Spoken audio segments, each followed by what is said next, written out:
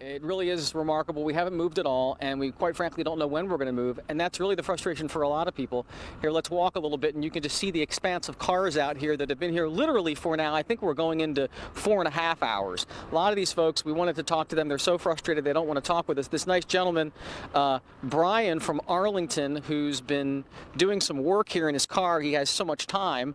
He pulled out some stuff. I guess you're studying for some kind of exam, but just tell me your level of frustration. How long have you been here? We've been here for about 4.5 hours. Yeah, so I've been here for about 4 hours. I work out in Reston, and then as soon as I got past Tyson's, probably around, I'd say 7:38, it's been a standstill since.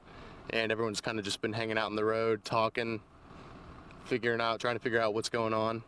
No one really knows what's going on. Yeah, you know, we've heard that there are some really serious accidents. Obviously, the roads are really treacherous. We know that the state police have maybe shut down some roads around 66. VDOT's trying to get trucks there, but I guess the bottom line is who knows when we're going to start moving. Yeah. I'm just playing it by ear. I mean, there's not much I can do. Just stay calm.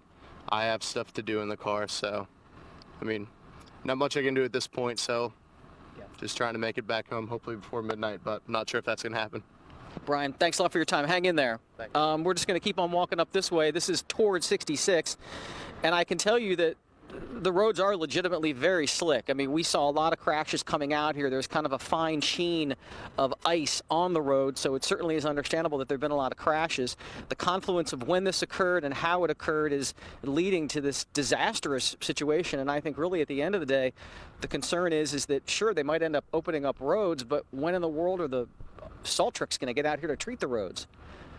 Back to you guys in the studio. Oh, my goodness. Awful. Bad as it is, it's going to be a long night ahead for those folks out there. And Right, you too, Jay. Jay. Yeah. All right, hang in there, buddy. Thank you. For several hours, the Dulles Toll Road near I-66 literally turned into a parking lot, complete with standstill traffic and pedestrians. I'm on my way to work. It usually takes me about 20 to 25 minutes. I've been on the road close to 5 hours now. In almost the time it takes to put in a full day's work, these commuters didn't move due to a confluence of poor planning and late snowfall 2 days before a highly anticipated blizzard. This is so unanticipated. I mean, everyone's been talking about Friday happening, but it's Wednesday. The Virginia Department of Transportation did not pre-treat this section of roadway, so when a light coat of snow fell Wednesday during the busy evening rush, black ice quickly formed, turning roadways into impassable ice rinks.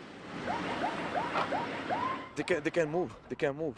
Johnny Catan walked more than a mile to rescue his girlfriend, fearing she would be stuck all night. There's nothing is moving here. I'm trying to get you. I'm sorry. I know you're hungry.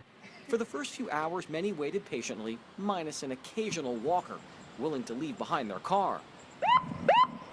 At one point, a fire truck and 2 ambulances from Fairfax County, also trapped for hours, had to force their way through gridlock. Just go ahead. I'm going to have them move over there. You guys are good. The abiding question, where were the salt trucks? Well, I would have hoped that they would have anticipated this a little better and treated the roads. Then we met an exasperated Bilal Habib. We don't know for how long it will take. 1 hour, 2 hours, 5 hours, 6 hours, no one knows. He and his wife abandoned the taxi, taking them home from the airport. They were trekking a couple miles to the nearest metro station. You're just going to walk to the metro station? Yes, because I have no other option. He's not feeling well, and he's crying continuously. Soon after 1 a.m., drivers trying to make it home for dinner finally started inching forward. When we reached the overpass at I-66 a mile or so away, where traffic finally opened up, you could see the choke point. An overpass littered with abandoned cars. The ones that couldn't make it, cast aside, so there could be daylight after midnight on this, the longest commute home. Jay Korf, ABC 7 News.